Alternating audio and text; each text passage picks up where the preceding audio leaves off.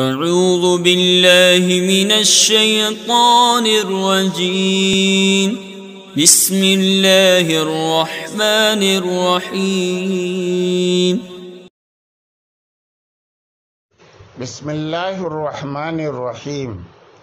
میں مجاہد حسین رضوی، استاذ دارالعلوم غریب نواز الہ آباد، درجہ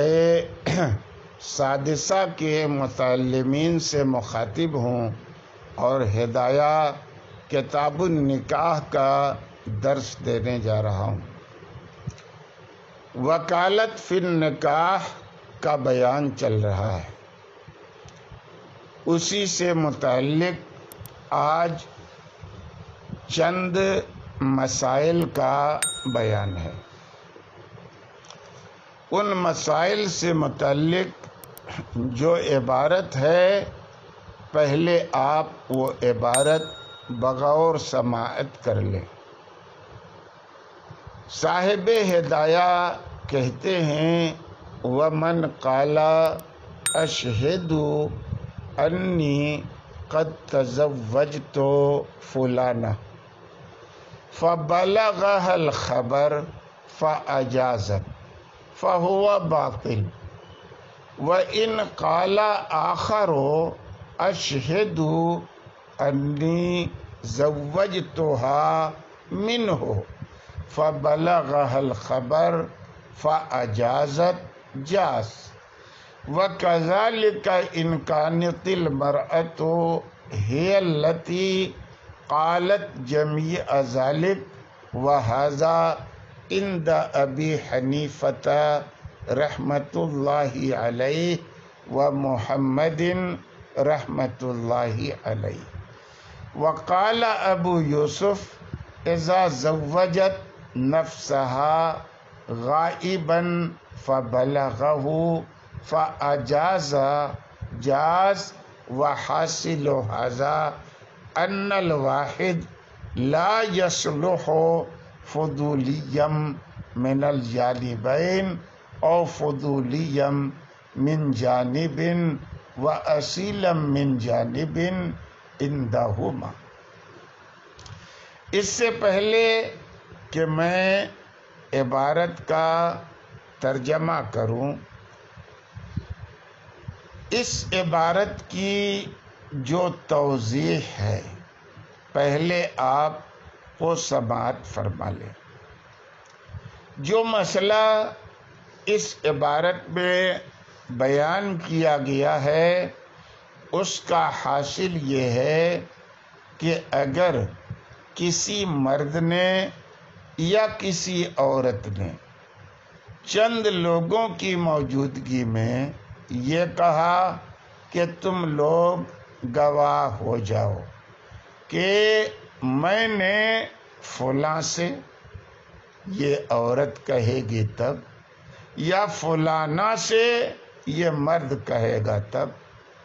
نکاح کر لیا ہے اور وہ فلاں یا فلانا غائب ہے اور مجلس میں اس کی جانب سے کسی نے قبول نہیں کیا ہے، تو حضرات طرفین کے نزدیک دونوں صورتوں میں نکاح فاسد ہو جائے گا۔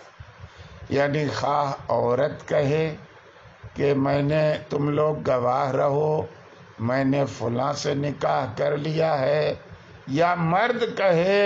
کہ تم لوگ گواہ رہو، میں نے فلانا سے نکاح کر لیا ہے۔ سیدنا امام ابو یوسف رضی رحمت اللہ علیہ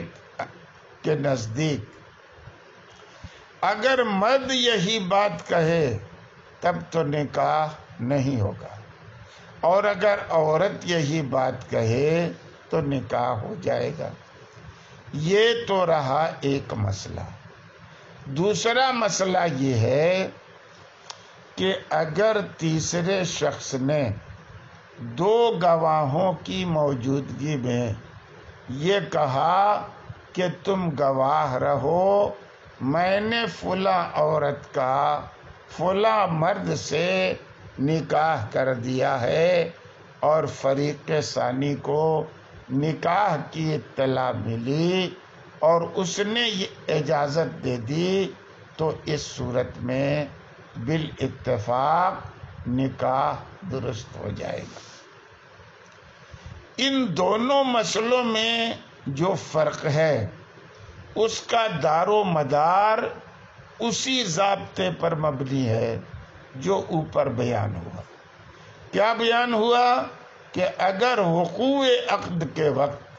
عقد کا مجیز یعنی عقد کا جائز کرنے والا موجود ہو تو عقد موقوف ہو کر منعقد ہو جائے گا ورنہ نہیں ہوگا۔ اور ان دونوں مسئلوں میں پہلے مسئلے میں جب فریق ثانی کی طرف سے مجلس میں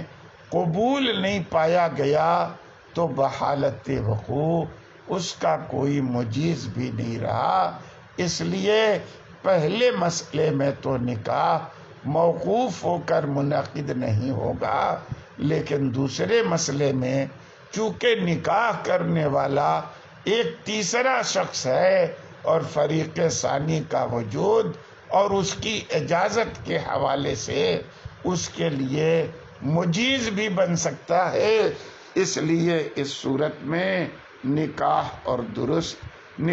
درست اور جائز ہو جائے گا۔ وَكَذَلِكَ سے صاحب ہدایہ نے کہا ہے کہ یہ حکم جو ہے حضرات طرفین کے یہاں ہے اور اس صورت میں بھی یہی حکم ہوگا کہ جب مرد کے بجائے کوئی عورت یہ کہے کہ اشہدو انی قد تزوجت فلانا، یعنی اس صورت میں بھی ان کے یہاں نکاح منعقد نہیں ہوگا۔ البتہ امام ابو یوسف کے یہاں ان صورتوں میں نکاح منعقد ہو جائے گا۔ صاحب ہدایہ و حاصل و حاضہ سے یہ بتا رہے ہیں کہ حضرات طرفین اور امام ابو یوسف کا اختلاف دراصل شخص واحد کے مابین سے فضولی یا اصیل بننے میں پیدا شدہ اختلاف پر مبنی ہے۔ چنانچہ امام ابو یوسف رحمت اللہ علیہ کا نظریہ یہ ہے کہ شخص واحد ایک جانب سے اصیل اور دوسری جانب سے فضولی یا دونوں طرف سے فضولی یا ایک طرف سے فضولی اور دوسری جانب سے ولی نہیں بن سکتا ہے، اس لیے ان کے یہاں جواز عقد میں شبہ ہی نہیں ہے۔ دوسری جانب سے ولی بن سکتا ہے، اس لیے ان کے یہاں جواز عقد میں کوئی شبہ نہیں ہے، لیکن حضرات طرفین کے نزدیک شخص واحد ایسا نہیں کر سکتا کہ ایک طرف سے وہ کیا بنے، اصیل بنے، دوسری جانب سے فضولی بنے، یا دونوں طرف سے فضولی بنے،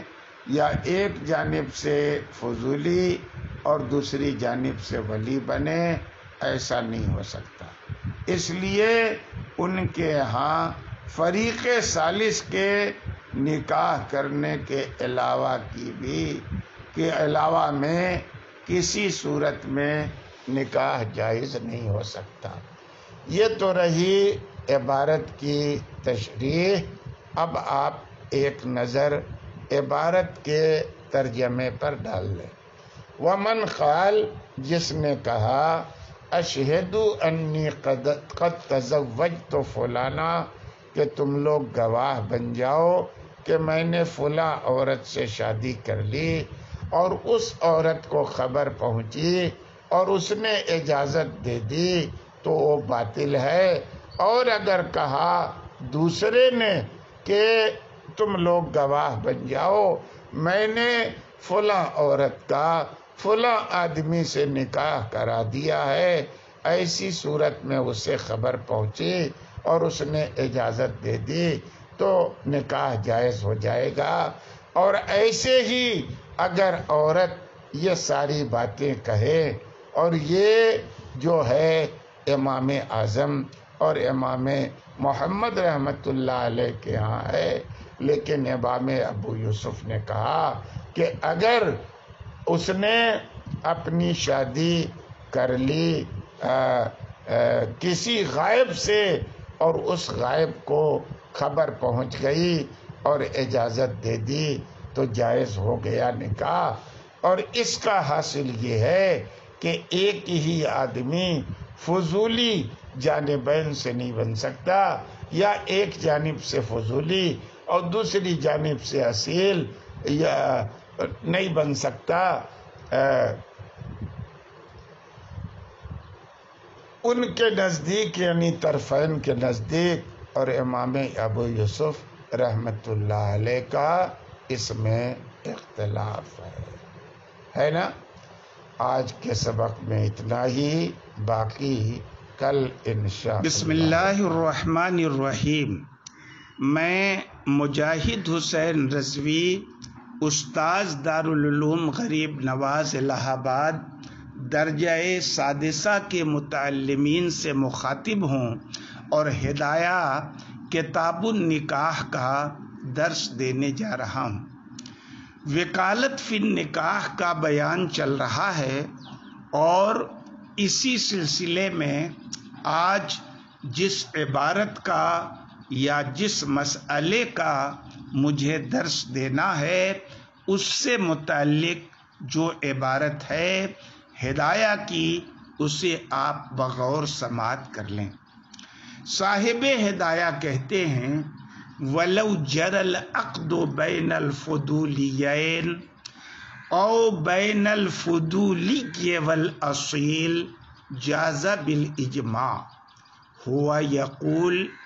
لَوْ كَانَ مَأْمُورًا مِنَ الْجَانِبَيْنِ يَنْفُذُ فَإِذَا كَانَ فُضُولِيًّا يَتَوَقَّفُ وَصَارَ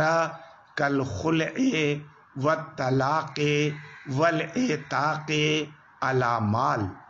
وَلَهُمَا أَنَّ الْمَوْجُودَ شَطْرُ الْعَقْدِ لِأَنَّهُ شَطْرُ حَالَةِ الْحَضْرَةِ فَكَذَا عِنْدَ الْغَيْبَةِ وَشَطْرُ الْعَقْدِ لَا يَتَوَقَّفُ عَلَى مَا وَرَاءِ الْمَجْلِسِ كَمَا فِي الْبَيْعِ بِخِلَافِ الْمَأْمُورِ مِنَ الْجَانِبَيْنِ لِأَنَّهُ يَنْتَقِلُ كَلَامُهُ إِلَى الْعَاقِدَيْنِ وَمَا جَرَى بَيْنَ الْفُضُولِيَّيْنِ عَقْدٌ تَامٌّ وَكَذَا الْخُلُعُ وَأُخْتَاهُ لِأَنَّهُ تَصَرُّفُ يَمِينٍ مِنْ جَانِبِهِ حَتَّى يَلْزَمَ فَيَتِمُّ بِهِ۔ اس سے پہلے کہ میں عبارت کا سلیس ترجمہ آپ کے سامنے پیش کروں، مسئلے کی اختصار کے ساتھ آپ وضاحت سماعت کر لیں۔ اس سے پہلے آپ نے یہ پڑھ لیا ہے کہ امام اعظم اور امام محمد رحمت اللہ علیہ کے یہاں ایک آدمی جانبین سے فضولی نہیں بن سکتا۔ یہاں اس سے ہٹ کر ایک متفق علیہ صورت کا بیان کیا جا رہا ہے، جس صورت کا حاصل یہ ہے کہ اگر دو فضولی لوگوں کے مابین عقد ہوا یا ایک فضولی اور ایک اصیل کے مابین عقد ہوا تو یہ دونوں عقد بالاتفاق درست اور جائز ہیں۔ امام ابو یوسف کے نزدیک جب شخص واحد فضولی بن سکتا ہے اور اس کا کیا ہوا عقد جائز ہے تو دو فضولی کا کیا ہوا عقد یا ایک فضولی اور ایک اصیل کا کیا ہوا عقد تو بدرجۂ اولا جائز ہوگا۔ پھر وہ تو اس سے پہلے والے مسئلے میں بھی عقد کے جواز کے قائل تھے، اور اس مسئلے کو اس بات پر قیاس کرتے ہیں کہ اگر شخص واحد بالفرض زوجین میں سے ہر ایک کا کیا ہوا وکیل ہو تو اس کا کیا ہوا عقد درست ہوتا ہے۔ اس لیے جب اس کے جانبین سے وکیل ہونے کی صورت میں اس کا عقد درست ہو جاتا ہے تو اس کے جانبین سے فضولی ہونے کی صورت میں بھی اس کا کیا ہوا عقد درست ہو جائے گا۔ البتہ یہ عقد اجازت پر موقوف ہوگا، اور اجازت سے متعلق اصول یہ ہے کہ الاجازت اللاحقہ کالولایت وکالت السابقہ، یعنی بعد میں لاحق ہونے والی اجازت سابقہ وکالت کے درجے میں ہوتی ہے، اور وکالت سراسر ایک طرح کی اجازت ہوتی ہے، لہذا فضولی کا کیا ہوا نکاح منعقد ہو جائے گا، البتہ اجازت پر موقوف رہے گا۔ اور یہ صورت مال پر خلا کرنے اور طلاق دینے اور مال کے عوض میں کسی کو آزاد کرنے کی طرح ہے، یعنی اگر کسی نے اپنی بیوی کی عدم موجودگی میں کہا کہ میں نے 1000 کے بدلے میں اپنے بیوی سے خلا کر لیا، اور مجلس میں بیوی کی طرف سے قبول وغیرہ نہیں ہوا، پھر بعد میں بیوی کو اس خلا کی اطلاع ملی یا مال پر اسے طلاق دیا اور بعد میں طلاق کی اطلاع ملی، یا کسی نے مال کے عوض میں اپنے غلام کو آزاد کر دیا اور بعد میں غلام کو مال پر آزادی کی خبر ملی، اور ان سب لوگوں نے اس بات کو قبول کر لیا،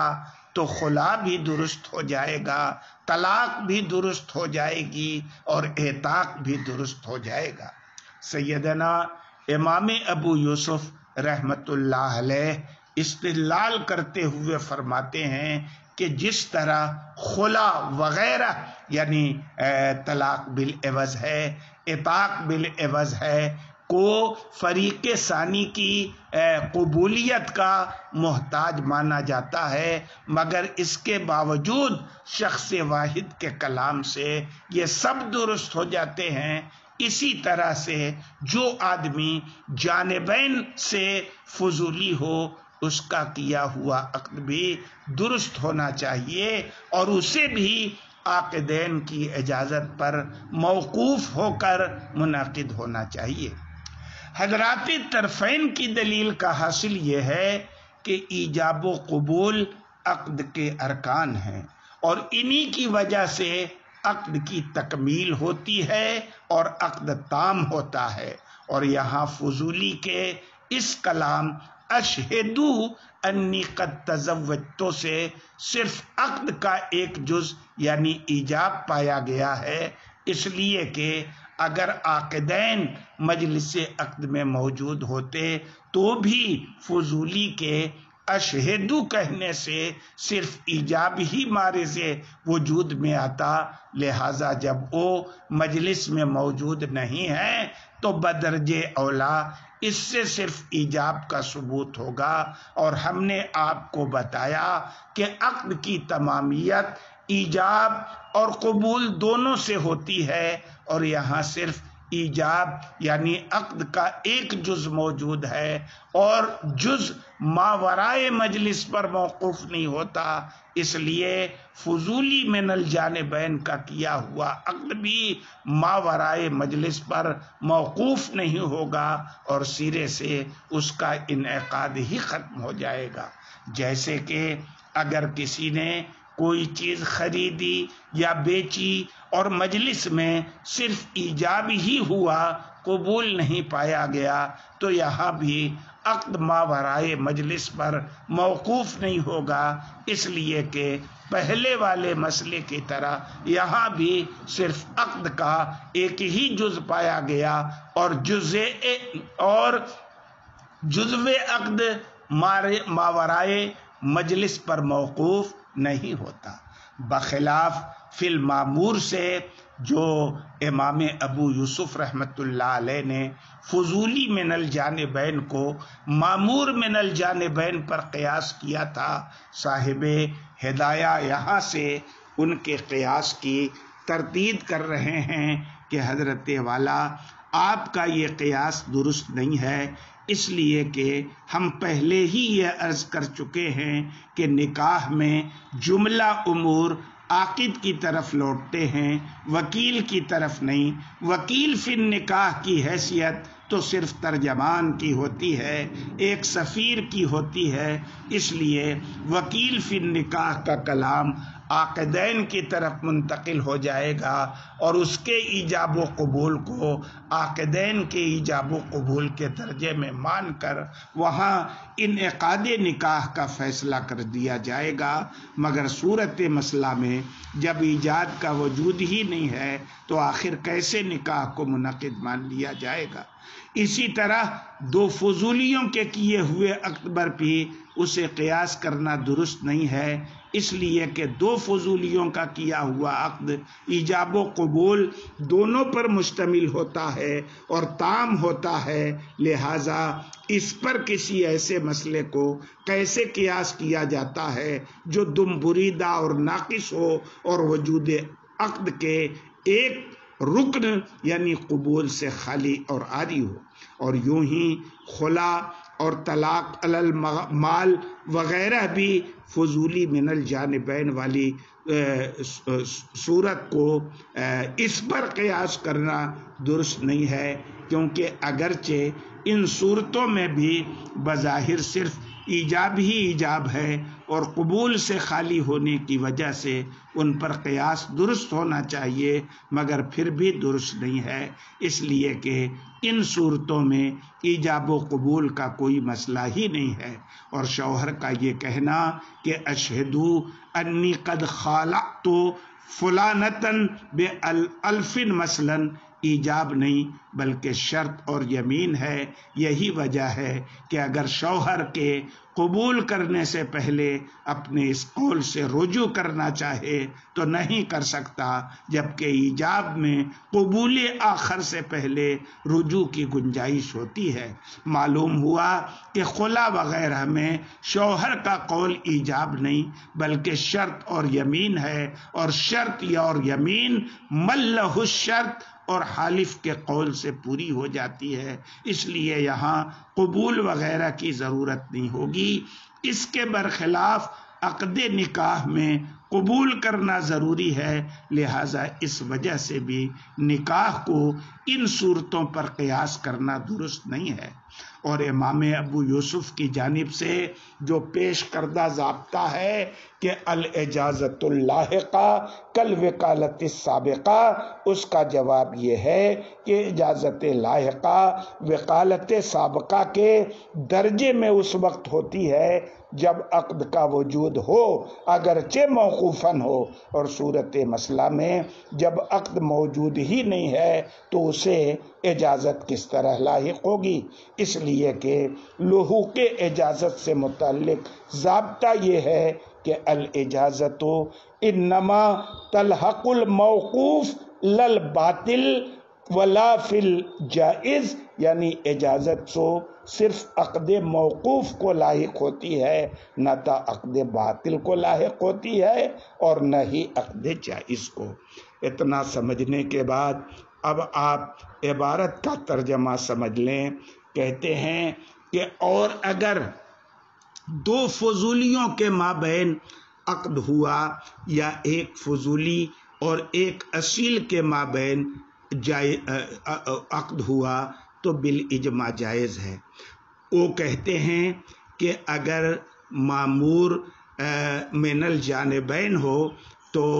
نافذ ہو جائے گا، تو جب فضولی ہوں تو موقوف رہے گا، اور خلا اور طلاق اور اعتاق مال پر جیسے موقوف ہوتا ہے ویسے ہو جائے گا۔ اور طرفین کی دلیل یہ ہے کہ موجود عقد کا جز ہے، کیونکہ وہ موجودگی کی حالت میں ایک جز ہے تو غیبوبت کی حالت میں بھی ایک جز رہے گا،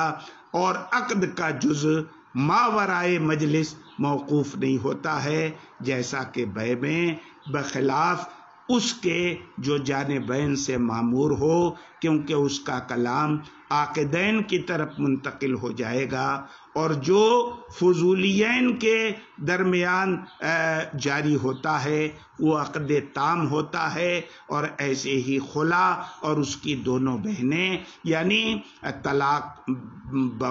بعوض مال یا اعتاق بعوض مال، کیونکہ یہ تصرف یمین ہے اس کی جانب سے، یہاں تک کہ یہ لازم ہو جائے گا اور اسی سے تام ہو جائے گا۔ آج کے سبق میں اتنا ہی، باقی کل انشاءاللہ